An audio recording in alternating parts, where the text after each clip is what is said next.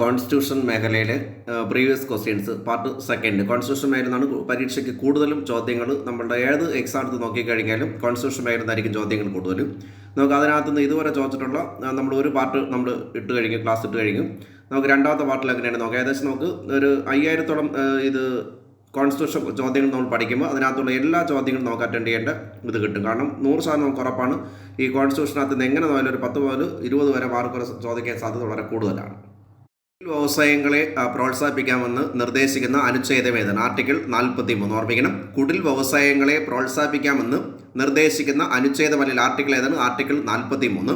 ഭരണഘടനയുടെ 43-ാം ആർട്ടിക്കിൾ അനുസരിച്ച് മുന്നോട്ട് വയ്ക്കുന്ന നിർദ്ദേശം എന്താണ്? രാജ്യത്താകമാനം ഏകീകൃത സിവിൽ കോഡ്. ഓർമ്മിക്കണം, ഏകീകൃത സിവിൽ കോഡിനെ കുറിച്ച് പ്രതിപാദിക്കുന്ന ആർട്ടിക്കിൾ ഏതാണ്? ആർട്ടിക്കിൾ 44. ശിശുപരിപാലനം 6 വയസ്സ് പൂർത്തിയാകുന്നതുവരെ സാർവത്രിക വിദ്യാഭ്യാസം എന്നിവ ഉറപ്പാക്കുന്നുവെന്ന് നിർദ്ദേശിക്കുന്ന ആർട്ടിക്കിൾ ഏതാണ്? ആർട്ടിക്കിൾ 45. ശിശുപരിപാലനം 6 വയസ്സ് പൂർത്തിയാകുന്നതുവരെ സാർവത്രിക വിദ്യാഭ്യാസം എന്നിവ ഉറപ്പാക്കുമെന്ന് നിർദ്ദേശിക്കുന്ന ആർട്ടിക്കിൾ ഏതാണ്? ആർട്ടിക്കിൾ 45. ലഹരി വസ്തുക്കളുടെ നിരോധനം നടപ്പാക്കാൻ നിർദ്ദേശിക്കുന്ന ആർട്ടിക്കിൾ ഏതാണ്? ആർട്ടിക്കിൾ 47. ഓർമ്മിക്കണം, ലഹരി വസ്തുക്കളുടെ നിരോധനം നടപ്പാക്കാൻ നിർദ്ദേശിക്കുന്ന ആർട്ടിക്കിൾ ഏതാണ്? ആർട്ടിക്കിൾ 47. എല്ലാവിധ ബഡ്ജറ്റുകളും അവതരിപ്പിച്ചിട്ടുള്ള കേന്ദ്രമന്ത്രിയാരാണ്? മൊറാർജി ദേശായി. ഓർമ്മിക്കണം, എല്ലാവിധ ബഡ്ജറ്റുകളും അവതരിപ്പിച്ചിട്ടുള്ള കേന്ദ്രമന്ത്രിയാരാണ്? മൊറാർജി ദേശായി. യുദ്ധം പ്രഖ്യാപിക്കാൻ അധികാരമുള്ളത് ആർക്കാണ്? രാഷ്ട്രപതി. ഓർമ്മിക്കണം, യുദ്ധം പ്രഖ്യാപിക്കാൻ അധികാരമുള്ള ആർക്കാണ്? രാഷ്ട്രപതി. ഭരണഘടനയുടെ ഏത് അനുച്ഛേദ പ്രകാരമാണ് രാഷ്ട്രപതിക്ക് നിയമകാര്യങ്ങളിൽ സുപ്രീം കോടതിയുടെ അഭിപ്രായം തേടാവുന്നത്? ആർട്ടിക്കിൾ 143. ഓർമ്മിക്കണം, ഭരണഘടനയുടെ ഏത് ആർട്ടിക്കിൾ അല്ലെങ്കിൽ അനുച്ഛേദ പ്രകാരമാണ് രാഷ്ട്രപതിക്ക് നിയമകാര്യങ്ങളിൽ സുപ്രീം കോടതിയുടെ അഭിപ്രായം തേടാവുന്നത്? ആർട്ടിക്കിൾ 143. സംസ്ഥാന ബഡ്ജറ്റിനെ കുറിച്ച് പ്രതിപാദിക്കുന്ന ആർട്ടിക്കിൾ ഏതാണ്? 202. ഓർമ്മിക്കണം, സംസ്ഥാന ബഡ്ജറ്റിനെ കുറിക്കുന്ന ആർട്ടിക്കിൾ ഏതാണ്? ആർട്ടിക്കിൾ 202. ആര് ഒപ്പുവയ്ക്കുമ്പോഴാണ് പാർലമെന്റ് പാസ്സാക്കുന്ന ബില്ലുകൾ നിയമമാകുന്നത്? രാഷ്ട്രപതി. ആര് ഒപ്പുവയ്ക്കുമ്പോഴാണ് പാർലമെന്റ് പാസ്സാക്കുന്ന ബില്ലുകൾ നിയമമാകുന്നത്? രാഷ്ട്രപതി.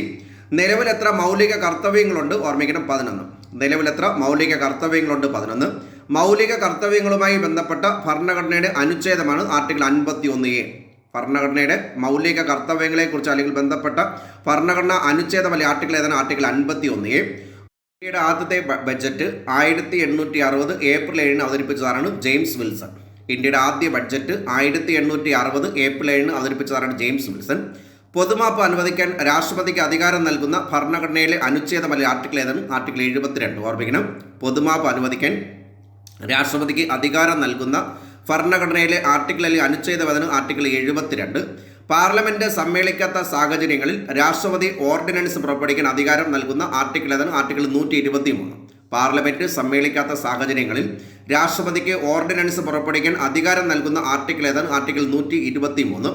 ഭരണഘടനയുടെ ഏത് അനുച്ഛേദ പ്രകാരമാണ് രാഷ്ട്രപതി നിയമകാര്യങ്ങളിൽ സുപ്രീം കോടതിയുടെ അഭിപ്രായം തേടാവുന്നത്? ആർട്ടിക്കിൾ 143. മഹാത്മാഗാന്ധിക്ക് ജയ് എന്ന മുദ്രാവാക്യം വിളിയോടെ ഭരണഘടനാ നിർമ്മാണ സഭ പാസ്സാക്കിയ അനുച്ഛേദമാണ് ആർട്ടിക്കിൾ 17. ഓർമ്മിക്കണം, മഹാത്മാഗാന്ധിക്ക് ജയ് എന്ന മുദ്രാവാക്യം വിളിയോടെ ഭരണഘടനാ നിർമ്മാണ സഭ പാസ്സാക്കിയ ആർട്ടിക്കിൾ അല്ലെങ്കിൽ അനുച്ഛേദമാണ് ആർട്ടിക്കിൾ 17. അയിത്തത്തിൻ്റെ ഏത് വിധത്തിലുള്ള രൂപവും നിരോധിക്കുന്ന ഭരണഘടന അനുച്ഛേദമാണ്? ഓർമ്മിക്കണം, ആർട്ടിക്കിൾ 17. ഓർമ്മിക്കണം, അയിത്തത്തിൻ്റെ ഏത് വിധത്തിലുള്ള രൂപവും നിരോധിക്കുന്ന ഭരണഘടന അനുച്ഛേദമാണ്? ആർട്ടിക്കിൾ 17. തൊഴിലാളികൾക്ക് മാന്യമായ വേതനം ഉറപ്പാക്കണം എന്ന് നിർദ്ദേശിക്കുന്ന ആർട്ടിക്കിൾ ഏതാണ്? ആർട്ടിക്കിൾ 43. തൊഴിലാളികൾക്ക് മാന്യമായ വേതനം ഉറപ്പാക്കണം എന്ന് നിർദ്ദേശിക്കുന്ന ആർട്ടിക്കിൾ ഏതാണ്? ആർട്ടിക്കിൾ 43. സുപ്രീം കോടതിയിലെ ആദ്യ chief justice Harilal J Kania. ഓർമ്മിക്കണം, സുപ്രീം കോടതിയിലെ ആദ്യ chief justice Harilal J Kania. ലോക്സഭയുടെ പരമാവധി അംഗസംഖ്യ എത്രയാണ്? 552. ലോക്സഭയുടെ പരമാവധി അംഗസംഖ്യ എത്രയാണ്? 552. ലോകസഭയിലെ നിലവിൽ അംഗസംഖ്യ 545. ലോകസഭയിലെ നിലവിൽ അംഗസംഖ്യ 545. 2 ലോകസഭാ സമ്മേളനങ്ങൾക്കിടയിലെ പരമാവധി ദൈർഘ്യം എത്രയാണ്? 6 മാസം. 2 ലോകസഭാ സമ്മേളനങ്ങൾക്കിടയിലെ പരമാവധി ദൈർഘ്യം എത്രയാണ്? 6 മാസം. ഓർഡിനൻസുകളുടെ കാലത്ത് എത്രയാണ്? 6 മാസം. ഓർമ്മിക്കണം, ഓർഡിനൻസുകളുടെ കാലത്ത് എത്രയാണ്? 6 മാസം. ലോക്സഭയിലോ രാജ്യസഭയിലോ അംഗമല്ലാത്ത ഒരാൾ മന്ത്രിയായി നിയമിക്കപ്പെട്ടാൽ എത്ര മാസത്തിനകം പാർലമെന്റ് തിരഞ്ഞെടുക്കപ്പെട്ടിരിക്കണം? 6 മാസം. ലോക്സഭയിലോ രാജ്യസഭയിലോ അംഗമല്ലാത്ത ഒരാൾ മന്ത്രിയായി നിയമിക്കപ്പെട്ടാൽ എത്ര മാസത്തിനകം പാർലമെന്റ് അംഗമായി നിയമിക്കപ്പെട്ടിരിക്കണം അല്ലെങ്കിൽ തിരഞ്ഞെടുക്കപ്പെട്ടിരിക്കണം? 6 മാസം. പാർലമെന്റിന്റെ സംയുക്ത സമ്മേളനത്തിൽ അധ്യക്ഷൻ ആരാണ്? ലോക്സഭാ സ്പീക്കർ. ഓർമ്മിക്കണം, പാർലമെന്റിന്റെ സംയുക്ത സമ്മേളനത്തിൽ അധ്യക്ഷം വഹിക്കുന്നതാണ് ലോക്സഭാ സ്പീക്കർ. ഇന്ത്യയുടെ ആദ്യത്തെ ലോക്സഭാ സ്പീക്കർ ആരാണ്? ജി.വി. മാവുലങ്കർ. ഇന്ത്യയുടെ ആദ്യത്തെ ലോക്സഭാ സ്പീക്കർ ആരാണ്? ജി.വി. മാവുലങ്കർ. ലോക്സഭാ സ്പീക്കറായ ആദ്യ വനിതയാരാണ് മീര കുമാർ. ലോക്സഭാ സ്പീക്കറായ ആദ്യ വനിതയാരാണ് മീര കുമാർ. ലോക്സഭാ സ്പീക്കറായ രണ്ടാമത്തെ വനിതയാരാണ് സുമിത്ര. ഓർമ്മിക്കണം, സുമിത്ര മഹാജൻ. ലോക്സഭാ സ്പീക്കറായ രണ്ടാമത്തെ വനിതയാരാണ് സുമിത്ര മഹാജൻ. ധനകാര്യ ബില്ല് ആദ്യമായി അവതരിപ്പിക്കുന്നത് എവിടെയാണ്? ലോക്സഭ. ഓർമ്മിക്കണം, ധനകാര്യ ബില്ല് ആദ്യമായി അവതരിപ്പിക്കുന്നത് എവിടെയാണ്? ലോക്സഭ. കമ്മിറ്റിയുടെ അധ്യക്ഷന്മാരെ നിയമിക്കുന്നതാരാണ്? ലോക്സഭാ സ്പീക്കർ. ഓർമ്മിക്കണം, പാർലമെന്റ് കമ്മിറ്റിയുടെ അധ്യക്ഷന്മാരെ നിയമിക്കുന്നതാരാണ്? ലോക്സഭാ സ്പീക്കർ. കേരള ഹൈക്കോടതിയിലെ ആദ്യ വനിതാ ചീഫ് ജസ്റ്റിസ് ആരാണ്? സുജാത വി മനോഹർ. കേരള ഹൈക്കോടതിയിലെ ആദ്യ വനിതാ ചീഫ് ജസ്റ്റിസ് ആരാണ്? സുജാത വി മനോഹർ. കേരള ഹൈക്കോടതിയിലെ മലയാളിയായ ആദ്യ വനിതാ ചീഫ് ജസ്റ്റിസ് ആരാണ്? K K Usha. കേരള ഹൈക്കോടതിയിലെ മലയാളിയായ ആദ്യ വനിതാ ചീഫ് ജസ്റ്റിസ് ആരാണ്? K K Usha. ഹൈക്കോടതിയിൽ ആദ്യ വനിതാ ജഡ്ജിയാരാണ്? അന്ന ചാണ്ടി. അത് കേരള ഹൈക്കോടതിയാണ്, ഓർമ്മിക്കണം. ഹൈക്കോടതിയിലെ ആദ്യ വനിതാ ജഡ്ജിയാരാണ്? അന്ന ചാണ്ടി.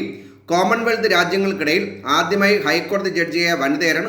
അന്ന ചാണ്ടി. ഓർമ്മിക്കണം, കോമൺവെൽത്ത് രാജ്യങ്ങൾക്കിടയിൽ ആദ്യമായി ഹൈക്കോടതി ജഡ്ജിയായ വനിത അന്ന ചാണ്ടി. ഇന്ത്യയിൽ ആദ്യത്തെ വനിതാ മജിസ്ട്രേറ്റ് ആരാണ്? എൽ ഓമന കുഞ്ഞമ്മ. ഇന്ത്യയിൽ ആദ്യത്തെ വനിതാ മജിസ്ട്രേറ്റ് ആരാണ്? എൽ ഓമന കുഞ്ഞമ്മ. സുപ്രീം കോടതിയിലെ ആദ്യ വനിതാ ജഡ്ജി ആരാണ്? ഫാത്തിമ ബീവി. ഓർമ്മിക്കണം, സുപ്രീം കോടതിയിലെ ആദ്യ വനിതാ ജഡ്ജി ആരാണ്? ഫാത്തിമ ബീവി. ആദ്യത്തെ വനിതാ ഹൈക്കോടതി ചീഫ് ജസ്റ്റിസ് ആരാണ്? ലീല സേത്ത്. ഓർമ്മിക്കണം, ലീല സേത്ത് ഹിമാചൽ പ്രദേശിലാണ്. ഇന്ത്യയിലെ ആദ്യത്തെ വനിതാ ഹൈക്കോടതി ചീഫ് ജസ്റ്റിസ് ആരാണ്? ലീല സേത്ത്. ലോക്സഭയിലെ ആദ്യ അംഗീകൃത പ്രതിപക്ഷ നേതാവ് ഡോക്ടർ രാം സുഭക് സിംഗ്. ഓർമ്മിക്കണം, ലോക്സഭയിലെ ആദ്യത്തെ അംഗീകൃത പ്രതിപക്ഷ നേതാവ് ഡോക്ടർ രാം സുഭക് സിംഗ്. രാജ്യസഭയിൽ ആദ്യ പ്രതിപക്ഷ നേതാവാണ് എസ് എൻ മിശ്ര. രാജ്യസഭയിലെ ആദ്യ പ്രതിപക്ഷ നേതാവാണ് എസ് എൻ മിശ്ര. രാജ്യസഭ അംഗമാകാൻ വേണ്ട കുറഞ്ഞ പ്രായം 30 വയസ്സ്. ലോക്സഭ അംഗമാകാൻ വേണ്ട കുറഞ്ഞ പ്രായം 25 വയസ്സ്. നിയമസഭ അംഗമാകാൻ വേണ്ട കുറഞ്ഞ പ്രായത്തിലാണ് 25 വയസ്സ്. അതുപോലെ തന്നെയാണ് പ്രധാനമന്ത്രി, മുഖ്യമന്ത്രി എന്നീ പദവികൾ അലങ്കരിക്കാൻ വേണ്ട കുറഞ്ഞ പ്രായത്തിലാണ് 25 വയസ്സ്. ഇന്ത്യൻ പാർലമെന്റ് മന്ദിരം രൂപകൽപ്പന ചെയ്തതാരാണ്? Edwin Lutyens and Herbert Baker. ഓർമ്മിക്കണം, ഇന്ത്യൻ പാർലമെന്റ് മന്ദിരം രൂപകൽപ്പന ചെയ്തതാണ് Edwin Lutyens and Herbert Baker. രാജ്യസഭയിലേക്ക് രാഷ്ട്രപതി എത്ര വരെ നോമിനേറ്റ് ചെയ്യുന്നു? 12. ഓർമ്മിക്കണം, രാജ്യസഭയിലേക്ക് രാഷ്ട്രപതി എത്ര വരെ നോമിനേറ്റ് ചെയ്യുന്നു? 12. ഏതൊക്കെ മേഖലയിൽ നിന്ന്? കല, സാഹിത്യം, സാംസ്കാരികം, സ്പോർട്സ്. രാജ്യസഭയുടെ കാലാവധി എത്രയാണ്? രാജ്യസഭയ്ക്ക് കാലാവധി ഇല്ല. ഗവൺമെന്റിന് നിയമോപദേശം നൽകുന്ന ഉദ്യോഗസ്ഥനാരാണ്? Attorney general. ഓർമ്മിക്കണം, കേന്ദ്ര ഗവൺമെന്റിന് നിയമോപദേശം നൽകുന്ന ഉദ്യോഗസ്ഥനാരാണ്? Attorney general. പാർലമെന്റ് നടപടിക്രമങ്ങളിൽ പങ്കെടുക്കാൻ കഴിയുന്ന ഉദ്യോഗസ്ഥനാരാണ്? Attorney general. ഓർമ്മിക്കണം, പ്രത്യേകിച്ച് വോട്ടവകാശം ഇല്ല എങ്കിലും പാർലമെന്റ് നടപടിക്രമങ്ങളിൽ പങ്കെടുക്കാൻ കഴിയുന്ന ഉദ്യോഗസ്ഥനാരാണ്? Attorney general. സംസ്ഥാന ഗവൺമെന്റിന് നിയമോപദേശം നൽകുന്ന ഉദ്യോഗസ്ഥനാരാണ്? Advocate general. സംസ്ഥാന ഗവൺമെന്റിന് നിയമോപദേശം നൽകുന്ന ഉദ്യോഗസ്ഥനാരാണ്? Advocate general. അഡ്വക്കേറ്റ് ജനറലിനെ നിയമിക്കുന്നവരാണ് ഗവർണർ. ഓർമ്മിക്കണം, അഡ്വക്കേറ്റ് ജനറലിനെ നിയമിക്കുന്നവരാണ് ഗവർണർ. ഇന്ത്യയുടെ ആദ്യത്തെ കംട്രോളർ ആൻഡ് ഓഡിറ്റർ ജനറൽ ആരാണ്? നരഹരി റാവു. ഓർമ്മിക്കണം, ഇന്ത്യയുടെ ആദ്യത്തെ CAG അല്ലെങ്കിൽ comptroller and auditor general of India എന്നറിയപ്പെടുന്ന CAG ആരാണ്? നരഹരി റാവു. ഗവർണറുടെ അഭാവത്തിൽ അദ്ദേഹത്തിന്റെ ചുമതലകൾ നിർവഹിക്കുന്നവരാണ്? ഹൈക്കോടതി ചീഫ് ജസ്റ്റിസ്. ഓർമ്മിക്കണം, ഗവർണറുടെ അഭാവത്തിൽ അദ്ദേഹത്തിന്റെ ചുമതലകൾ നിർവഹിക്കുന്നവരാണ്? ഹൈക്കോടതി ചീഫ് ജസ്റ്റിസ്. സംസ്ഥാനങ്ങളിൽ ഓർഡിനൻസുകൾ പുറപ്പെടുവിക്കാനുള്ള അധികാരമാർക്കാണ്? ഗവർണർ. സംസ്ഥാനങ്ങളിൽ ഓർഡിനൻസുകൾ പുറപ്പെടുവിക്കുന്ന അധികാരമാർക്കാണ്? ഗവർണർ. കേരളത്തിൽ ആദ്യ ഗവർണർ ആരാണ്? ബി രാമകൃഷ്ണ റാവു. ഓർമ്മിക്കണം, കേരളത്തിൽ ആദ്യ ഗവർണർ ആരാണ്? ബി രാമകൃഷ്ണ റാവു. കേരളത്തിൽ ആദ്യ വനിതാ ഗവർണർ ആരാണ്? ജ്യോതി വെങ്കടാചലം. ഓർമ്മിക്കണം, കേരളത്തിൽ ആദ്യ വനിതാ ഗവർണർ ആരാണ്? ജ്യോതി വെങ്കടാചലം. ഇന്ത്യയിൽ ആദ്യത്തെ വനിതാ ഗവർണർ ആരാണ്? സരോജിനി നായിഡു. ഇന്ത്യയിൽ ആദ്യത്തെ വനിതാ ഗവർണർ ആരാണ്? സരോജിനി നായിഡു. കേരളത്തിൽ ആദ്യ മലയാളിയായ ഗവർണർ ആരാണ്? ഓർമ്മിക്കണം, കേരളത്തിലെ ആദ്യ മലയാളിയായ ഗവർണർ ആരാണ്? വി വിശ്വനാഥൻ. ഓർമ്മിക്കണം, കേരളത്തിൽ ആദ്യ മലയാളിയായ ഗവർണർ ആരാണ്? വി വിശ്വനാഥൻ. തമിഴ്നാട് ഗവർണറായ മലയാളി വനിതയാരാണ്? ഫാത്തിമ ബീവി. തമിഴ്നാട് ഗവർണറായിരുന്ന മലയാളി വനിതയായ സർക്കാർ ജോലികളിലും വിദ്യാഭ്യാസ സ്ഥാപനങ്ങളിലെ പ്രവേശനത്തിനും മുന്നാക്ക വിഭാഗങ്ങളിലെ സാമ്പത്തികമായി പിന്നോക്കം നിൽക്കുന്നവർക്ക് 10% സംവരണം ഏർപ്പെടുത്തിയ ഭേദഗതി 103-ാം ഭേദഗതി. ഓർമ്മിക്കണം, 103-ാം ഭേദഗതി, 124-ാം ഭേദഗതി ബിൽ സർക്കാർ ജോലികളിലും വിദ്യാഭ്യാസ സ്ഥാപനങ്ങളിലെ പ്രവേശനത്തിനും മുന്നാക്ക വിഭാഗങ്ങളിലെ സാമ്പത്തികമായി പിന്നാക്കം നിൽക്കുന്നവർക്ക് 10% സാമ്പത്തിക സംവരണം ഏർപ്പെടുത്തിയ ഭേദഗതി 103-ാം ഭേദഗതി, 124-ാം ഭേദഗതി ബില്ല് വർഷം 2019. 103-ാം ഭേദഗതി ലോക്സഭയിൽ പാസ്സാക്കിയത് 2019 ജനുവരി 8. ഓർമ്മിക്കണം, 103-ാം ഭേദഗതി ലോക്സഭയിൽ പാസ്സാക്കിയത് 2019 ജനുവരി 8. രാജ്യസഭ പാസ്സാക്കിയത് 2019 ജനുവരി 9. ഓർമ്മിക്കണം, രാജ്യസഭ പാസ്സാക്കിയത് 2019 ജനുവരി 9. പ്രസിഡന്റ് അംഗീകാരം ലഭിച്ചത് 2019 ജനുവരി 12. സർക്കാർ ജോലികളിലും വിദ്യാഭ്യാസ സ്ഥാപനങ്ങളിലെ പ്രവേശനത്തിനും മുന്നാക്ക വിഭാഗങ്ങളിലെ സാമ്പത്തികമായി പിന്നാക്കം നിൽക്കുന്നവർക്ക് 10% സാമ്പത്തിക സംവരണം ഏർപ്പെടുത്തിയ ഭേദഗതി 103 ഭേദഗതി ഏത് ബില്ലാണ്? 124 ഭേദഗതി ബിൽ പ്രകാരം വർഷം 2019. 103 ഭേദഗതി ലോക്സഭയിൽ പാസ്സാക്കിയത് 2019 ജനുവരി 8. രാജ്യസഭ പാസ്സാക്കിയത് 2019 ജനുവരി 9. പ്രസിഡന്റിന്റെ അംഗീകാരം ലഭിച്ചത് 2019 ജനുവരി 12. 103 ഭേദഗതി പ്രകാരം ഭേദഗതി ചെയ്യപ്പെട്ട വകുപ്പ് ഏതാണ്? അനുച്ഛേദം 15-16. ഓർമ്മിക്കണം, 103 ഭേദഗതി പ്രകാരം ഭേദഗതി ചെയ്യപ്പെട്ട ഭരണഘടനാ വകുപ്പുകൾ ഏതൊക്കെയാണ്? ആർട്ടിക്കിൾ 15-16. പ്രാഥമിക വിദ്യാഭ്യാസ മൗലിക അവകാശമാക്കിയ ഭേദഗതി 86 ഭേദഗതി 2002. ഓർമ്മിക്കണം, പ്രാഥമിക വിദ്യാഭ്യാസം മൗലിക അവകാശമാക്കി മാറ്റിയ ഭേദഗതി 2002 86 ഭേദഗതി. അത് കൂട്ടിച്ചേർത്തത് ആർട്ടിക്കിൾ 21A. പ്രാഥമിക വിദ്യാഭ്യാസം മൗലിക അവകാശമാക്കി ഉൾപ്പെടുത്തിയിരിക്കുന്ന ആർട്ടിക്കിൾ 21A. ഭേദഗതി ഏത് വർഷം? 2002 86 ഭേദഗതി. വിദ്യാഭ്യാസ അവകാശ നിയമം പ്രസിഡന്റ് അംഗീകാരം ലഭിച്ചത് 2009 ഓഗസ്റ്റ് 26. വിദ്യാഭ്യാസ അവകാശ നിയമത്തിന് പ്രസിഡന്റിന്റെ അംഗീകാരം ലഭിച്ചത് 2009 ഓഗസ്റ്റ് 26. വിദ്യാഭ്യാസ അവകാശ നിയമം നിലവിൽ വന്നത് 2010 ഏപ്രിൽ 1. വിദ്യാഭ്യാസ അവകാശ നിയമം നിലവിൽ വന്നത് 2010 ഏപ്രിൽ 1. ഭരണഘടനാ ഭേദഗതി ചെയ്യുന്നതിനുള്ള നടപടിക്രമങ്ങളെക്കുറിച്ച് പ്രതിപാദിക്കുന്ന ഭരണഘടനാ വകുപ്പ് ആർട്ടിക്കിൾ 368. ഓർമ്മിക്കണം, ഭരണഘടന ഭേദഗതി ചെയ്യുന്ന നടപടിക്രമങ്ങളെക്കുറിച്ച് പ്രതിപാദിക്കുന്ന ഭരണഘടനയിലെ ആർട്ടിക്കിൾ അല്ലെങ്കിൽ വകുപ്പ് ഏതാണ്? ആർട്ടിക്കിൾ 368. ഏത് ഭാഗത്തിലാണ്? പാർട്ട് 20. ഓർമ്മിക്കണം, ഏത് പാർട്ടിലാണ് ഉൾപ്പെടുത്തിയിരിക്കുന്നത്? പാർട്ട് 20. ഭരണഘടന ഭേദഗതി ചെയ്യുന്നതിനുള്ള അധികാരമാർക്കാണ്? പാർലമെന്റ്. ഭരണഘടന ഭേദഗതി ചെയ്യുന്നതിനുള്ള അധികാരമാർക്കാണ്? പാർലമെന്റ്. കൂറുമാറ്റ നിരോധന നിയമത്തെക്കുറിച്ച് പ്രതിപാദിക്കുന്ന ഷെഡ്യൂൾ ഏതാണ്? 10ാം ഷെഡ്യൂൾ. ഓർമ്മിക്കണം, കൂറുമാറ്റ നിരോധനത്തെക്കുറിച്ച് പ്രതിപാദിക്കുന്ന ഷെഡ്യൂൾ ഏതാണ്? 10ാം ഷെഡ്യൂൾ. ഭൂപരിഷ്കരണം, സംസ്ഥാനങ്ങളുടെ പ്രത്യേക നിയമങ്ങൾ എന്നിവയെ കുറിക്കുന്ന ഷെഡ്യൂൾ ഏതാണ്? 9ാം ഷെഡ്യൂൾ. ഓർമ്മിക്കണം, ഭൂപരിഷ്കരണം, സംസ്ഥാനങ്ങളുടെ പ്രത്യേക ഭരണ നിയമ അധികാരങ്ങൾ എന്നിവയെക്കുറിച്ച് പ്രതിപാദിക്കുന്ന ഷെഡ്യൂൾ ഏതാണ്? 9ാം ഷെഡ്യൂൾ. ഭരണഘടന അംഗീകരിച്ചിട്ടുള്ള 22 ഭാഷകളെക്കുറിച്ച് പ്രതിപാദിക്കുന്ന ഷെഡ്യൂൾ ഏതാണ്? 8ാം ഷെഡ്യൂൾ. ഭരണഘടന അംഗീകരിച്ചിട്ടുള്ള 22 ഭാഷകളെക്കുറിച്ച് പ്രതിപാദിക്കുന്ന ഷെഡ്യൂൾ ഏതാണ്? 8ാം ഷെഡ്യൂൾ. തെരഞ്ഞെടുപ്പ് കമ്മീഷനെക്കുറിച്ച് പ്രതിപാദിക്കുന്ന ആർട്ടിക്കിൾ ഏതാണ്? ആർട്ടിക്കിൾ 324. ഓർമ്മിക്കണം, തെരഞ്ഞെടുപ്പ് കമ്മീഷനെക്കുറിച്ച് പ്രതിപാദിക്കുന്ന ആർട്ടിക്കിൾ ഏതാണ്? ആർട്ടിക്കിൾ 324. കേന്ദ്ര തെരഞ്ഞെടുപ്പ് കമ്മീഷൻ നിലവിൽ വന്നത് 1950 ജനുവരി 25. ഓർമ്മിക്കണം, 1950 ജനുവരി 25. ജനുവരി 25 ദേശീയ സമ്മതിദായക ദിനം അല്ലെങ്കിൽ നാഷണൽ വോട്ടേഴ്സ് ഡേ ആചരിക്കുന്നു. ഓർമ്മിക്കണം, തെരഞ്ഞെടുപ്പ് കമ്മീഷൻ നിലവിൽ വന്നത് 1950 ജനുവരി 25. തെരഞ്ഞെടുപ്പ് കമ്മീഷന്റെ ടോൾ ഫ്രീ നമ്പർ എത്രയാണ്? 1950. ഓർമ്മിക്കണം, തെരഞ്ഞെടുപ്പ് കമ്മീഷന്റെ ടോൾ ഫ്രീ നമ്പർ എത്രയാണ്? 1950. മുഖ്യ തെരഞ്ഞെടുപ്പ് കമ്മീഷണറെയും മറ്റ് 2 കമ്മീഷണർമാരെയും നിയമിക്കുന്ന ആരാണ്? രാഷ്ട്രപതി. ഓർമ്മിക്കണം, മുഖ്യ തെരഞ്ഞെടുപ്പ് കമ്മീഷണറെയും മറ്റ് 2 കമ്മീഷണർമാരെയും നിയമിക്കുന്ന ആരാണ്? രാഷ്ട്രപതി. ചീഫ് ഇലക്ഷൻ കമ്മീഷണറും മറ്റ് 2 കമ്മീഷൻ അംഗങ്ങൾ ചേരുന്നതാണ് തെരഞ്ഞെടുപ്പ് കമ്മീഷൻ. ഓർമ്മിക്കണം, ചീഫ് ഇലക്ഷൻ കമ്മീഷണറും മറ്റ് 2 കമ്മീഷൻ അംഗങ്ങൾ ചേരുന്നതാണ് തെരഞ്ഞെടുപ്പ് കമ്മീഷൻ. മുഖ്യ തെരഞ്ഞെടുപ്പ് കമ്മീഷണറെ നീക്കം ചെയ്യുന്ന നടപടിക്രമം അറിയപ്പെടുന്ന പേര് ഇംപീച്ച്മെന്റ്.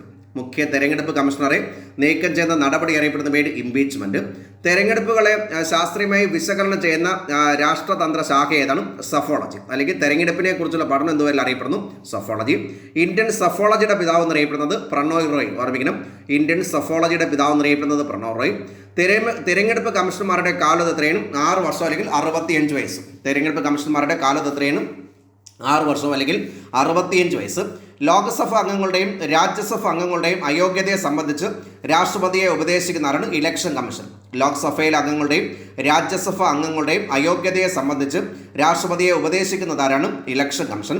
സുപ്രീം കോടതി ജഡ്ജിയുടേതിന് സമാനമായ സ്ഥാനവും വേതനമാണ് ആർക്കുള്ളത്? Election commission. ഓർമ്മിക്കണം, സുപ്രീം കോടതി ജഡ്ജിമാരുടെ സമാനമായ സ്ഥാനവും വേതനവും ഉള്ളത് ആർക്കാണ്? Election commission.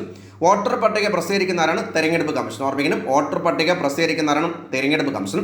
ആദ്യ പൊതു തെരഞ്ഞെടുപ്പ് നടന്നത് 1951-52. ആദ്യ പൊതു തെരഞ്ഞെടുപ്പ് നടന്നത് 1951-52. ആദ്യ പൊതു തെരഞ്ഞെടുപ്പ് നടന്ന സംസ്ഥാനം ഏതാണ്? ഹിമാചൽ പ്രദേശ്. ഏത് താലൂക്കാണ്? ചീനി താലൂക്ക്. ആദ്യ പൊതു തെരഞ്ഞെടുപ്പ് നടന്നത് ഏത് സംസ്ഥാനത്തിന്? ഹിമാചൽ പ്രദേശ്. സ്വതന്ത്ര ഇന്ത്യയിലെ ആദ്യ വോട്ടറിൻ്റെ പേര് ശ്യാം ശരൺ നേഗി. ഓർമ്മിക്കണം, സ്വതന്ത്ര ഇന്ത്യയിലെ ആദ്യ വോട്ടറിൻ്റെ പേര് ശ്യാം ശരൺ നേഗി. 1ാം ലോക്സഭയിൽ തെരഞ്ഞെടുപ്പ് നടന്ന സീറ്റുകളുടെ എണ്ണത്തിലാണ് 489. 1ാം ലോക്സഭയിൽ തെരഞ്ഞെടുപ്പ് നടന്ന സീറ്റുകളുടെ എണ്ണം 489. ലോക്സഭയിൽ അധികാരത്തിൽ വന്നത് ഏത് പാർട്ടിയാണ്? INC എന്നറിയപ്പെടുന്ന ഇന്ത്യൻ നാഷണൽ കോൺഗ്രസ്. കേന്ദ്ര തെരഞ്ഞെടുപ്പ് കമ്മീഷണറായ ആദ്യ മലയാളിയാരാണ്? TN ശേഷൻ. കേന്ദ്ര തെരഞ്ഞെടുപ്പ് കമ്മീഷണറായ ആദ്യ മലയാളിയാരാണ്? TN ശേഷൻ. രമൺ മാഗ്സസെ പുരസ്കാരം നേടിയ ഇലക്ഷൻ കമ്മീഷണറാണ് ടി.എൻ. ശേഷൻ. ഓർമ്മിക്കണം, രമൺ മാഗ്സസെ പുരസ്കാരം നേടിയ ഇലക്ഷൻ കമ്മീഷണറാണ് ടി.എൻ. ശേഷൻ. തെരഞ്ഞെടുപ്പ് കമ്മീഷന്റെ ആസ്ഥാനോടെയാണ് നിർവാചന സദൻ ഡൽഹിയാണ്. തെരഞ്ഞെടുപ്പ് കമ്മീഷന്റെ ആസ്ഥാനോടെയാണ് നിർവാചന സദൻ ഡൽഹി. ഇന്ത്യയുടെ ആദ്യത്തെ തെരഞ്ഞെടുപ്പ് കമ്മീഷണറാണ് സുകുമാർ സെൻ. ഇന്ത്യയുടെ ആദ്യത്തെ തെരഞ്ഞെടുപ്പ് കമ്മീഷണറാണ് സുകുമാർ സെൻ. മുഖ്യ തെരഞ്ഞെടുപ്പ് കമ്മീഷണറായ ഏക വനിതയാണ് വി.എസ്. രമാദേവി. മുഖ്യ തെരഞ്ഞെടുപ്പ് കമ്മീഷണറായ ഏക വനിതയാണ് വി.എസ്. രമാദേവി. ഏറ്റവും കൂടുതൽ കാലം കേന്ദ്ര തെരഞ്ഞെടുപ്പ് കമ്മീഷണറായിരുന്നവരാണ് കെ.വി.കെ. സുന്ദരം. ഏറ്റവും കൂടുതൽ കാലം കേന്ദ്ര തെരഞ്ഞെടുപ്പ് കമ്മീഷണറായിരുന്ന വ്യക്തിയാരാണ് കെ.വി.കെ. സുന്ദരം. സാർവത്രിക പ്രായപൂർത്തി വോട്ടവകാശത്തെക്കുറിച്ച് പ്രതിപാദിക്കുന്ന ഭരണഘടനാ വകുപ്പ് ഏതാണ്? ആർട്ടിക്കിൾ 326. സാർവത്രിക പ്രായപൂർത്തി വോട്ടവകാശത്തെക്കുറിച്ച് പ്രതിപാദിക്കുന്ന ഭരണഘടനാ വകുപ്പ് ഏതാണ്? ആർട്ടിക്കിൾ 326. നിഷേധ വോട്ട് നടപ്പിലാക്കിയ ആദ്യ രാജ്യം ഏതാണ്? ഫ്രാൻസ്. ഓർമ്മിക്കണം, നിഷേധ വോട്ടിലേക്ക് നോട്ട സംവിധാനം നടപ്പിലാക്കിയ ആദ്യ രാജ്യം ഏതാണ്? ഫ്രാൻസ്. നിഷേധ വോട്ട് നടപ്പിലാക്കുന്ന എത്രാമത്തെ രാജ്യമാണ് ഇന്ത്യ? 14. നിഷേധ വോട്ട് നടപ്പിലാക്കുന്ന എത്രാമത്തെ രാജ്യമാണ് ഇന്ത്യ? 14. നിഷേധ വോട്ട് നടപ്പിലാക്കിയ ആദ്യ ഏഷ്യൻ രാജ്യം ഏതാണ്? ബംഗ്ലാദേശ്. അല്ലെങ്കിൽ നോട്ട നടപ്പിലാക്കിയ ആദ്യ ഏഷ്യൻ രാജ്യം ഏതാണ്? ബംഗ്ലാദേശ്. നോട്ട നടപ്പിലാക്കുന്ന 15ാമത് രാജ്യം ഏതാണ്? നേപ്പാളാണ്. നോട്ട നടപ്പിലാക്കുന്ന 15ാമത് രാജ്യം ഏതാണ്? നേപ്പാൾ. ഇന്ത്യ നോട്ട നിലവിൽ വരാൻ പൊതു താൽപര്യ ഹർജി നൽകിയ സംഘടന ഏതാണ്? People's Union for Civil Liberties, PUCL. ഓർമ്മിക്കണം, ഇന്ത്യയിൽ നോട്ട നടപ്പിലാക്കാൻ പൊതു താൽപര്യ ഹർജി നൽകിയ സംഘടന ഏതാണ്? People's Union for Civil Liberties. PUCL രൂപം കൊണ്ട വർഷം 1976. PUCL രൂപം കൊള്ളാൻ നേതൃത്വം നൽകിയതാണ് ജയപ്രകാശ് നാരായൺ. ഓർമ്മിക്കണം, ഇന്ത്യയിൽ നോട്ട നടപ്പിലാക്കാൻ പൊതു താൽപര്യ ഹർജി നൽകിയ സംഘടന People's Union for Civil Liberties. ഇതിന് നേതൃത്വം നൽകിയതാണ് ജയപ്രകാശ് നാരായൺ. ഇന്ത്യയിൽ ആദ്യമായിട്ട് നോട്ട തെരഞ്ഞെടുപ്പ് നടന്ന എവിടെയാണ്? ഡൽഹി. ഇന്ത്യയിൽ ആദ്യമായിട്ട് നോട്ട ഉപയോഗിച്ചുള്ള തെരഞ്ഞെടുപ്പ് നടന്ന എവിടെയാണ്? ഡൽഹി. നിഷേധ വോട്ടിന്റെ ചിഹ്നം രൂപകൽപ്പന ചെയ്തത് national institute of design, Ahmedabad. ഓർമ്മിക്കണം, നിഷേധ വോട്ടിന്റെ ചിഹ്നം രൂപകൽപ്പന ചെയ്തത് national institute of design, Ahmedabad. Panchayat തെരഞ്ഞെടുപ്പുകൾക്ക് മേൽനോട്ടം വഹിക്കുന്നത് ആരാണ്? സംസ്ഥാന തെരഞ്ഞെടുപ്പ് കമ്മീഷൻ. ഓർമ്മിക്കണം, പഞ്ചായത്ത് തെരഞ്ഞെടുപ്പുകൾക്ക് മേൽനോട്ടം വഹിക്കുന്നത് ആരാണ്? സംസ്ഥാന തെരഞ്ഞെടുപ്പ് കമ്മീഷൻ. സംസ്ഥാന തെരഞ്ഞെടുപ്പ് കമ്മീഷണറെ നിയമിക്കുന്ന ആരാണ്? ഗവർണർ. സംസ്ഥാന തെരഞ്ഞെടുപ്പ് കമ്മീഷണറെ നിയമിക്കുന്ന ആരാണ്? ഗവർണർ. സംസ്ഥാന തെരഞ്ഞെടുപ്പ് കമ്മീഷണറെ നീക്കം ചെയ്യുന്ന നടപടി ഏതാണ്? ഇംപീച്ച്മെന്റ്. സംസ്ഥാന തെരഞ്ഞെടുപ്പ് കമ്മീഷണറെ നീക്കം ചെയ്യുന്ന നടപടി ഏതാണ്? ഇംപീച്ച്മെന്റ്. സംസ്ഥാന തെരഞ്ഞെടുപ്പ് കമ്മീഷന്റെ കാലാവധി 5 വർഷം അല്ലെങ്കിൽ 65 വയസ്സ്. സംസ്ഥാന തെരഞ്ഞെടുപ്പ് കമ്മീഷന്റെ കാലാവധി 5 വർഷം അല്ലെങ്കിൽ 65 വയസ്സ്. ഒരു സ്ഥാനാർത്ഥിക്ക് പരമാവധി എത്ര മണ്ഡലങ്ങളിൽ നിന്ന് മത്സരിക്കാൻ കഴിയും? 2. ഒരു സ്ഥാനാർത്ഥിക്ക് പരമാവധി എത്ര മണ്ഡലങ്ങളിൽ നിന്ന് മത്സരിക്കാൻ കഴിയും? 2. പോളിംഗ് അവസാനിക്കുന്നതിന് മുമ്പ് എത്ര മണിക്കൂർ മുമ്പാണ് പ്രചാരണ പരിപാടി അവസാനിപ്പിക്കേണ്ടത്? 48 മണിക്കൂർ. പോളിംഗ് അവസാനിക്കുന്നതിന് മുമ്പ് എത്ര മണിക്കൂർ മുമ്പാണ് പ്രചാരണ പരിപാടി അവസാനിപ്പിക്കേണ്ടത്? 48 മണിക്കൂർ. സ്ഥാനാർത്ഥികൾ നാമനിർദ്ദേശ പത്രിക സമർപ്പിക്കുന്നത് ആരുടെ മുൻപാകെയാണ്? റിട്ടേണിംഗ് ഓഫീസർ മുമ്പാകെ. ഓർമ്മിക്കണം, സ്ഥാനാർത്ഥികൾ നാമനിർദ്ദേശ പത്രിക സമർപ്പിക്കുന്നത് ആരുടെ മുൻപാകെയാണ്? റിട്ടേണിംഗ് ഓഫീസർ മുമ്പാകെ. ഒരു പോളിംഗ് ബൂത്തിന്റെ ചുമതലയുള്ള ഉദ്യോഗസ്ഥനാരാണ്? Presiding officer. സ്ഥാനാർത്ഥികൾ നാമനിർദ്ദേശ പത്രിക സമർപ്പിക്കുന്നത് ആരുടെ മുമ്പാകെയാണ്? Returning officer. ഒരു പോളിംഗ് ബൂത്തിലെ ചുമതലയുള്ള ഉദ്യോഗസ്ഥനാരാണ്? Presiding officer. നിലവിൽ കേരള സംസ്ഥാന തെരഞ്ഞെടുപ്പ് കമ്മീഷണറാണ് വി. ഭാസ്കരൻ. നിലവിൽ കേരളത്തിലെ ചീഫ് ഇലക്ടറൽ ഓഫീസറാണ് ടിക്കാറാം മീണ. മെരിറ്റ് സംവിധാനത്തിന്റെ കാവൽക്കാരൻ എന്നറിയപ്പെടുന്നതാണ് UPSC. ഓർമ്മിക്കണം, മെരിറ്റ് സംവിധാനത്തിന്റെ കാവൽക്കാരൻ എന്നറിയപ്പെടുന്നതാണ് UPSC എന്ന union public service commission. UPSC രൂപം കൊണ്ട വർഷം 1926. പബ്ലിക് സർവീസിനെ കുറിച്ച് പ്രതിപാദിക്കുന്ന ആർട്ടിക്കിൾ ഏതാണ്? ആർട്ടിക്കിൾ 315. UPSCയുടെ ആദ്യ ചെയർമാൻ ആരാണ്? Sir Ross Barker. ഓർമ്മിക്കണം, UPSCയുടെ ആദ്യ ചെയർമാനാണ് sir Ross Barker. Union public service കമ്മീഷന്റെ അംഗസംഖ്യ എത്രയാണ്? 11. UPSCയിലെ അംഗസംഖ്യ എത്രയാണ്? 11. യൂണിയൻ പബ്ലിക് സർവീസ് കമ്മീഷൻ ചെയർമാനെയും അംഗങ്ങളെയും നിയമിക്കുന്ന ആരാണ്? രാഷ്ട്രപതി. യൂണിയൻ പബ്ലിക് സർവീസ് കമ്മീഷൻ അംഗങ്ങളെയും മറ്റ് ചെയർമാനെയും മറ്റ് അംഗങ്ങളെ നിർമ്മിക്കുന്ന ആരാണ്? രാഷ്ട്രപതി. യൂണിയൻ പബ്ലിക് സർവീസ് കമ്മീഷൻ ചെയർമാനെയും അംഗങ്ങളെ നീക്കം ചെയ്യുന്ന ആരാണ്? പ്രസിഡന്റ്. അപ്പോൾ യൂണിയൻ പബ്ലിക് സർവീസ് കമ്മീഷൻ അംഗങ്ങളെ ചെയർമാനെയും നിയമിക്കുന്നതാരാണ്? രാഷ്ട്രപതി. അവരെ പുറത്താക്കുന്ന ആരെ നീക്കം ചെയ്യുന്ന ആരാണ്? രാഷ്ട്രപതി. സംസ്ഥാന PSC ചെയർമാനെയും അംഗങ്ങളെയും നിയമിക്കുന്ന ആരാണ്? ഗവർണർ. സംസ്ഥാന PSC ചെയർമാനെയും മറ്റ് അംഗങ്ങളെ നിയമിക്കുന്ന ആരാണ്? ഗവർണർ. സംസ്ഥാന PSC ചെയർമാനെയും അംഗങ്ങളെയും നീക്കം ചെയ്യുന്ന ആരാണ്? പ്രസിഡന്റ്. അപ്പോൾ സംസ്ഥാന PSC ചെയർമാനെ നിയമിക്കുന്ന ആരാണ്? ഗവർണർ. മറ്റംഗങ്ങളെ നിയമിക്കുന്ന ആരാണ്? ഗവർണർ. സംസ്ഥാന PSC ചെയർമാനെയും മറ്റംഗങ്ങളെ നീക്കം ചെയ്യുന്ന ആരാണ്? രാഷ്ട്രപതി. വിരമിച്ചതിന് ശേഷം ആർക്കാണ് കേന്ദ്ര സംസ്ഥാന ഗവൺമെന്റുകൾക്ക് കീഴിൽ ഒരു ഉദ്യോഗവും വഹിക്കാൻ പാടില്ലാത്തത്? UPSC chairman. വിരമിച്ചതിന് ശേഷം ആർക്കാണ് കേന്ദ്ര സംസ്ഥാന ഗവൺമെന്റുകൾക്ക് കീഴിൽ ഒരു ഉദ്യോഗവും വഹിക്കാൻ പാടില്ലാത്തത്? UPSC chairman. UPSCയിൽ അംഗമായ ആദ്യ മലയാളി ആരാണ്? KG അടിയോടി. UPSC അംഗമായ ആദ്യ മലയാളി ആരാണ്? KG അടിയോടി.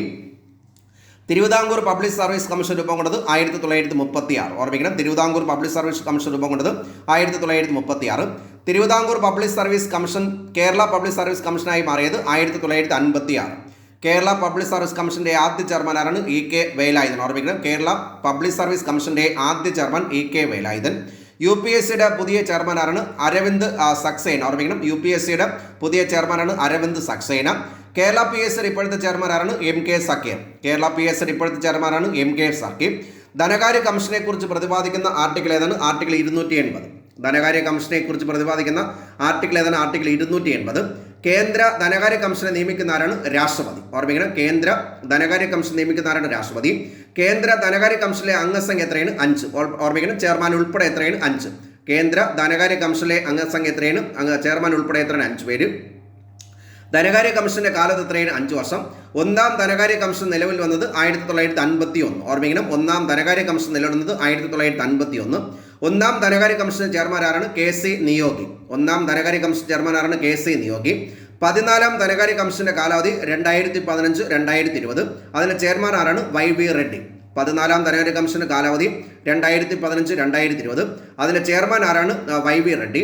15ാം ധനകാര്യ കമ്മീഷന്റെ കാലാവധി 2020-2025. അതിന്റെ ചെയർമാൻ ആരാണ്? NK സിംഗ്. അപ്പോൾ ഒന്നാം ധനകാര്യ കമ്മീഷൻ നിലവിൽ വന്നത് 1951. ഒന്നാം ധനകാര്യ കമ്മീഷൻ ചെയർമാൻ KC നിയോഗി.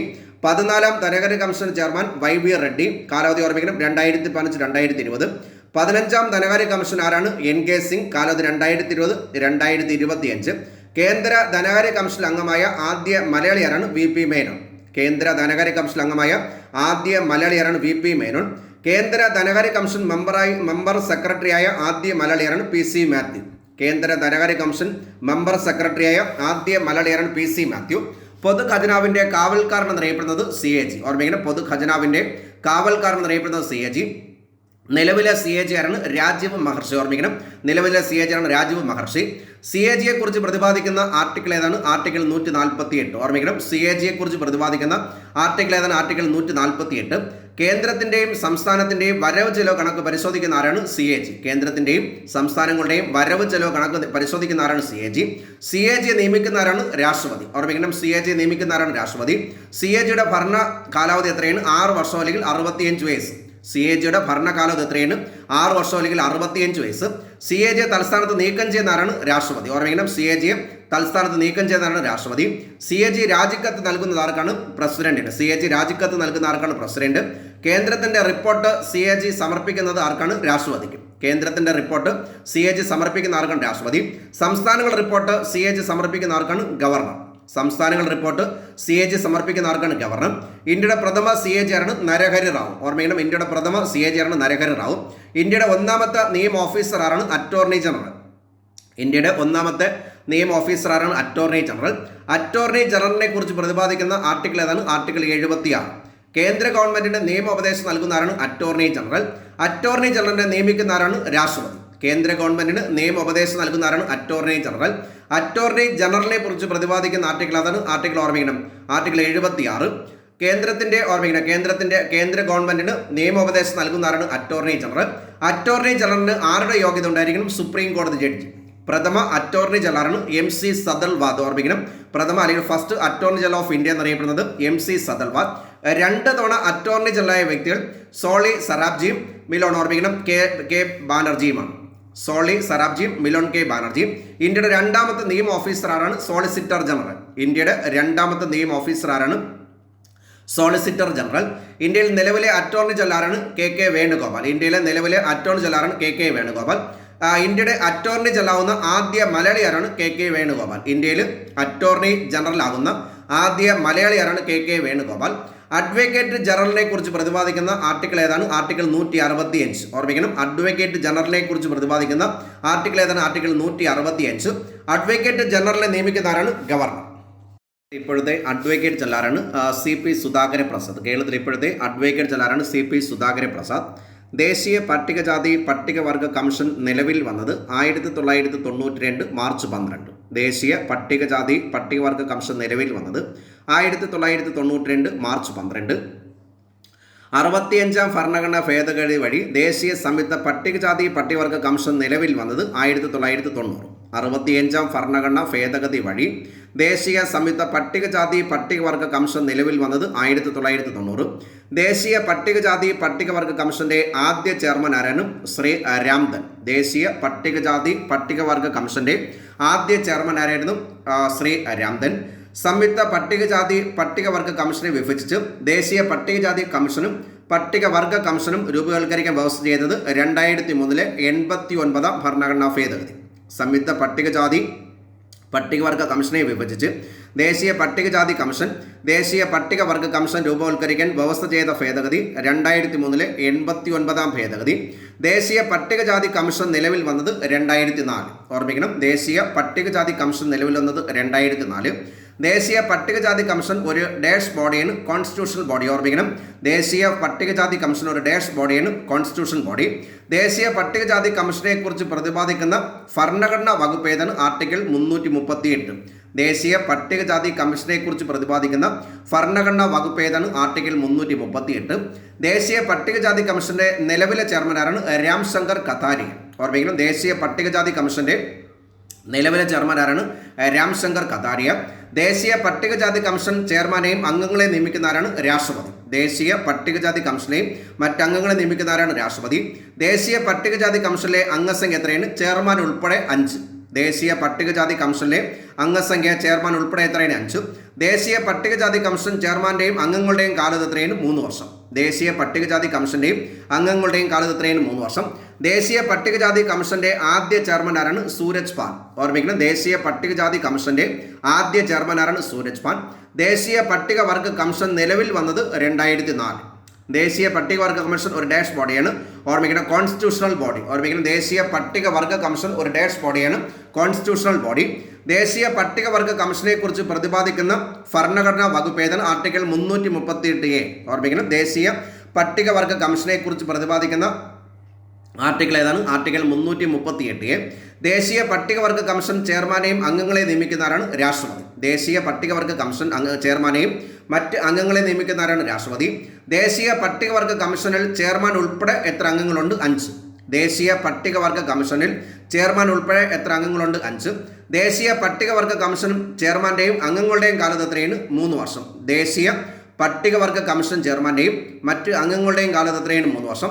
ദേശീയ പട്ടികവർഗ കമ്മീഷന്റെ പ്രഥമ അധ്യക്ഷനാരാണ്? കൻവർ സിംഗ്. വർഷം 2004. ഓർമ്മിക്കണം, ദേശീയ പട്ടികവർഗ കമ്മീഷന്റെ പ്രഥമ ചെയർമാൻ ആരാണ്? കൻവർ സിംഗ്.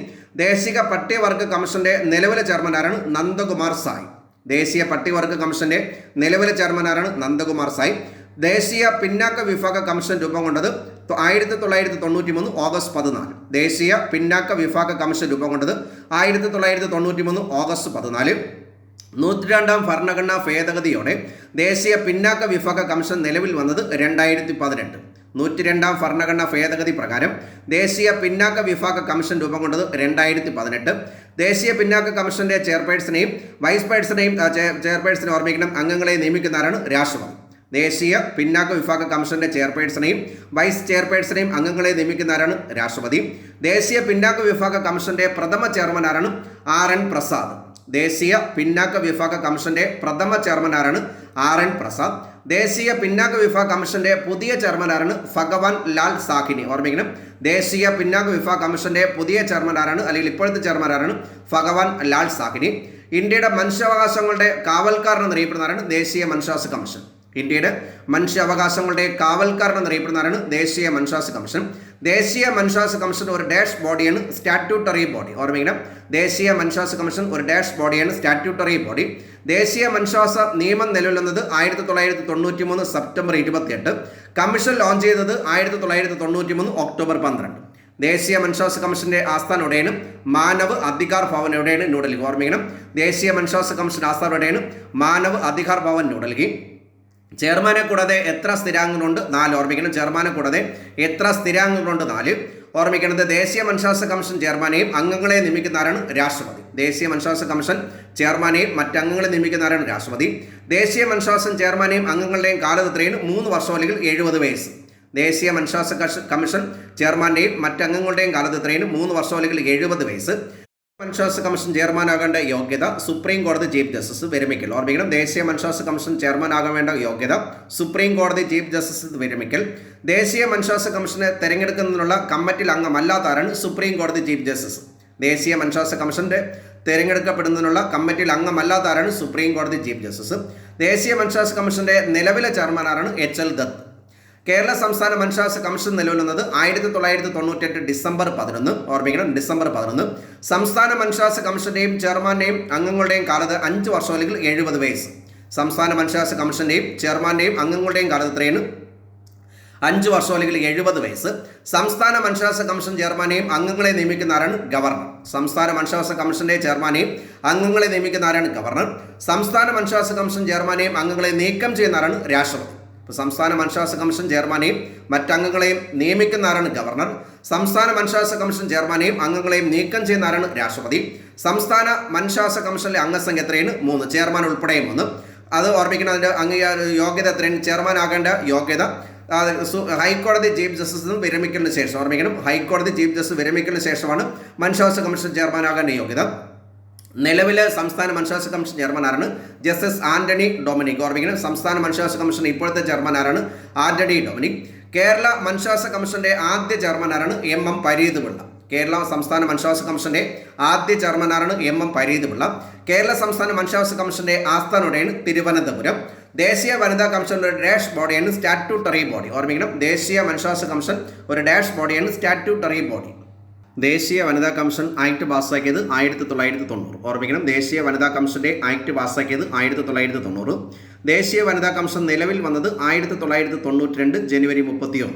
ദേശീയ വനിതാ കമ്മീഷൻ നിലവിൽ വന്നത് 1992 ജനുവരി 31.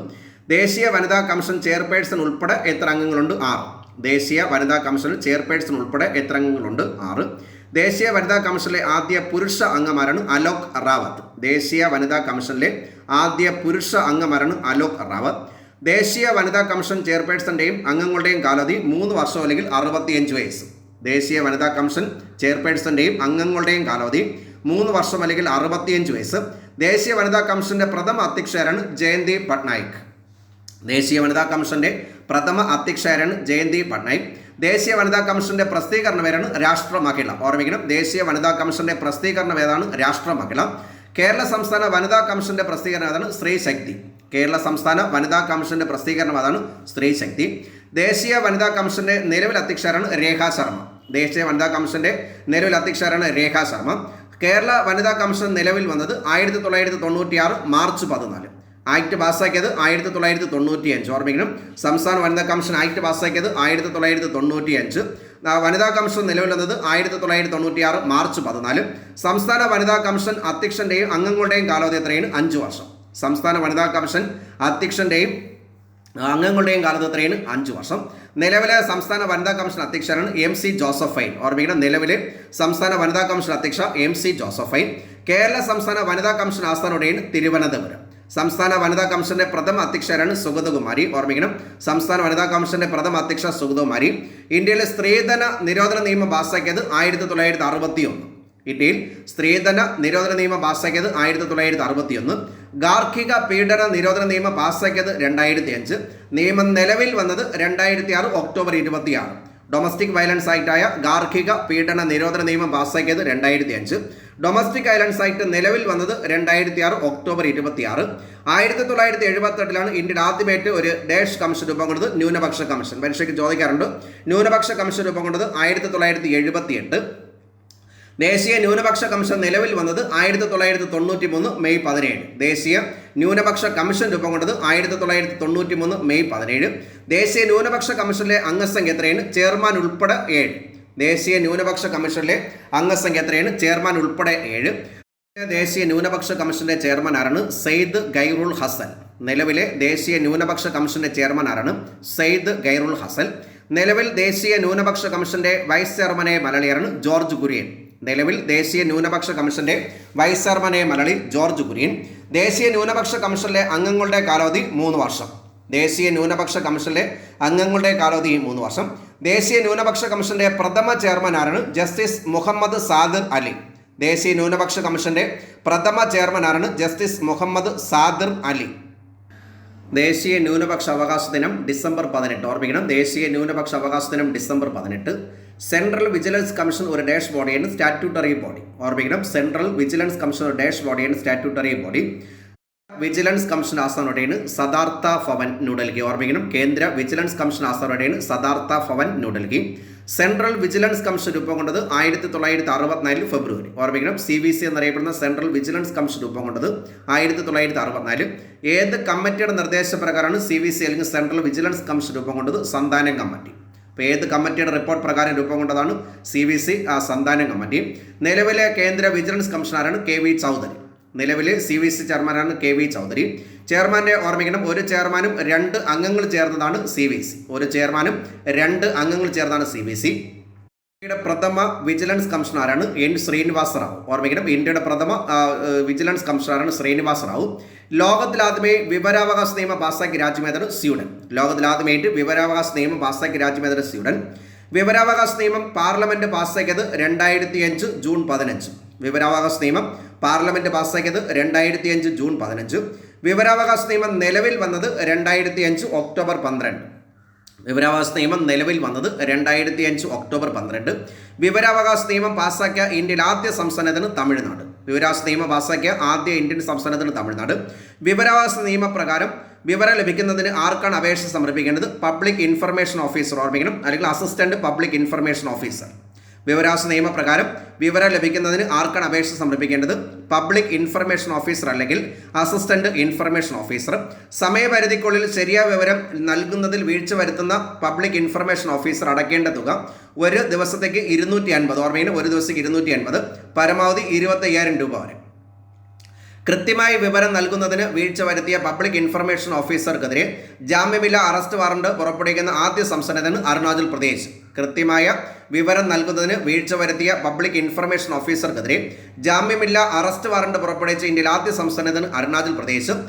ിലൂടെ വിവരാവകാശ നിയമപ്രകാരം അപേക്ഷ സമർപ്പിക്കാനുള്ള സംവിധാനം ഏർപ്പെടുത്തിയ ആദ്യ സംസ്ഥാനത്തിന് ഉത്തർപ്രദേശ്. ഓർമ്മിക്കണം, ടെലഫോണിലൂടെ വിവരാവകാശ നിയമപ്രകാരം അപേക്ഷ സമർപ്പിക്കാനുള്ള സംവിധാനം ഏർപ്പെടുത്തിയ ആദ്യ സംസ്ഥാനത്തിന് ഉത്തർപ്രദേശ്. വിവരാവകാശ നിയമത്തിൻ്റെ മുൻഗാമി എന്നറിയപ്പെടുന്നത് ഫ്രീഡം ഓഫ് ഇൻഫർമേഷൻ ആക്ട് 2002. വിവരാവകാശ നിയമത്തിൻ്റെ മുൻഗാമി എന്നറിയപ്പെടുന്നത് ഫ്രീഡം ഓഫ് ഇൻഫർമേഷൻ ആക്ട് 2002.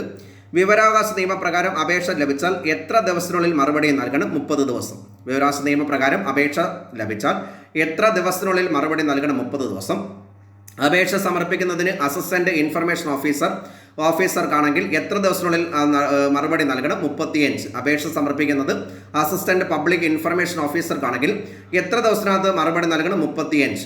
ആവശ്യപ്പെടുന്ന വിവരം വ്യക്തിയുടെ ജീവനെയും സ്വാതന്ത്ര്യത്തെയും സംബന്ധിച്ചതുള്ളാണെങ്കിൽ എത്ര സമയത്തിനകത്ത്? 48 മണിക്കൂർ. ആവശ്യപ്പെടുന്ന വിവരം വ്യക്തിയുടെ ജീവനെയും സ്വാതന്ത്ര്യത്തെ സംബന്ധിച്ചതാണെങ്കിൽ 48 മണിക്കൂർ. വിവരാവകാശ നിയമപ്രകാരം വിവരം തിരക്കുന്നതിന് അപേക്ഷ ഫീസ് എത്രയാണ്? 10 രൂപ. നിയമപ്രകാരം വിവരം തിരക്കുന്നതിന് അപേക്ഷ ഫീസ് എത്രയാണ്? 10 രൂപ. വിവരാവകാശ നിയമം പാർലമെന്റ് പാസ്സാക്കുന്നതിന് പ്രേരക ശക്തിയായ സംഘടന ഏതാണ്? മസ്തൂർ കിസാൻ ശക്തി സംഘടന. ഓർമ്മിക്കണം, വിവരാവകാശ നിയമം പാർലമെന്റ് പാസ്സാക്കുന്നതിന് പ്രേരക ശക്തിയായ സംഘടന ഏതാണ്? മസ്തൂർ കിസാൻ ശക്തി സംഘടന. ഓർമ്മിക്കണം, ഇതിൻ്റെ സ്ഥാപകരാണ് അരുണ റോയ്. സ്ഥാപിച്ചവിടെയാണ് രാജസ്ഥാൻ. കേന്ദ്ര വിവരാവകാശ കമ്മീഷന്റെ ആസ്ഥാനോടെയാണ് CIC ഭവൻ. ഓർമ്മിക്കണം, ന്യൂഡൽഹി. ഓർമ്മിക്കണം, കേന്ദ്ര വിവരാവകാശ കമ്മീഷന്റെ ആസ്ഥാനോടെയാണ് CIC ഭവൻ, ന്യൂഡൽഹി.